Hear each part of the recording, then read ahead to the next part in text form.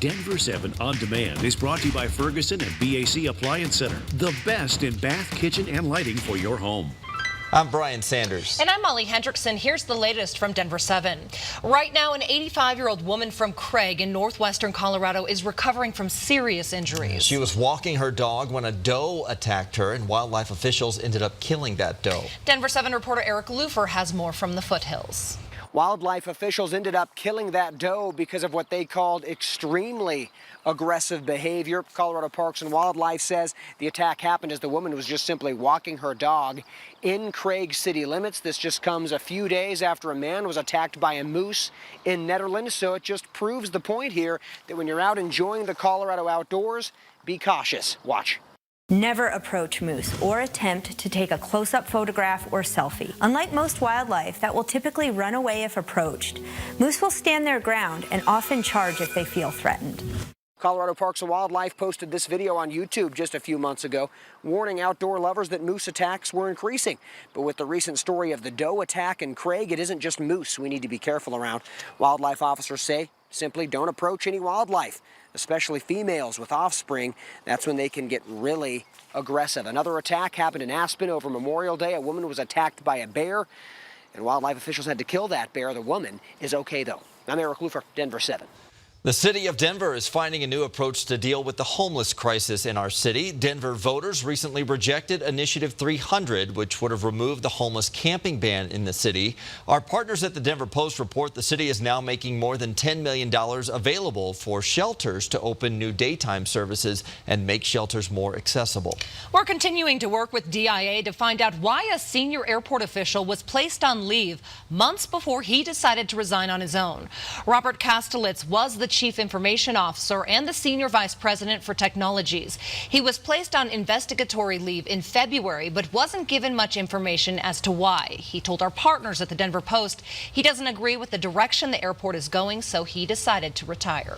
This year, Arapahoe County officials approved new rules allowing people in unincorporated parts of the county to raise bees or chickens in their backyards. Thursday, they'll hold a workshop letting residents know how they can do that.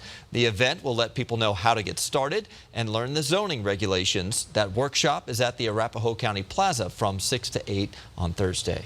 Overnight, 2 oil tankers in the Gulf of Oman in the Middle East were attacked. You can see here, this is the body of water in between Iran, the UAE, and Oman.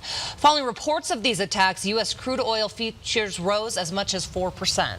A troubling trend seems to be taking over the streets of Golden. Right now, the search is on for the person who attacked 2 transients at random Wednesday. But this isn't the first attack of this kind. Denver 7's Micah Smith has learned more about these several attacks over the recent months. Police tell us there have been several cases like this, and in each case, it involves a man running up to members of the transient community, beating them while yelling, quote, "Get out of my town." Police say one of the men was hit in the back of the head with a blunt object in this most recent case. The attacker hit the man a few more times, and as the victim hit the ground, the attacker kicked him.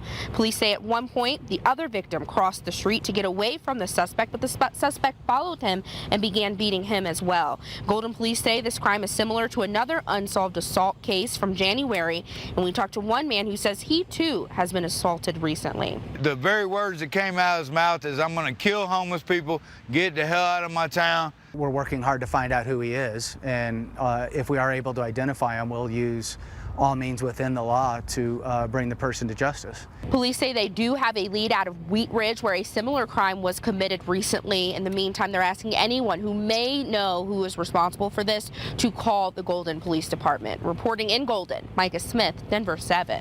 Micah, thank you. Vice President Mike Pence and the Interior Secretary head to Yellowstone National Park Thursday to address programs to rebuild national park infrastructure.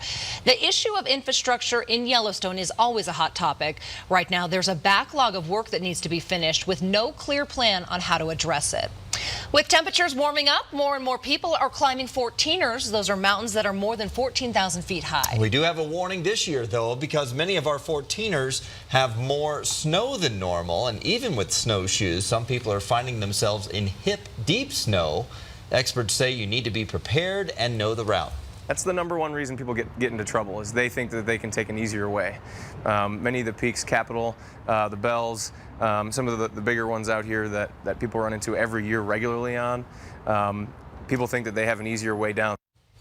You can read recent trip reports and see pictures of the routes on 14ers.com. You should always tell someone where you're going and when you'll return.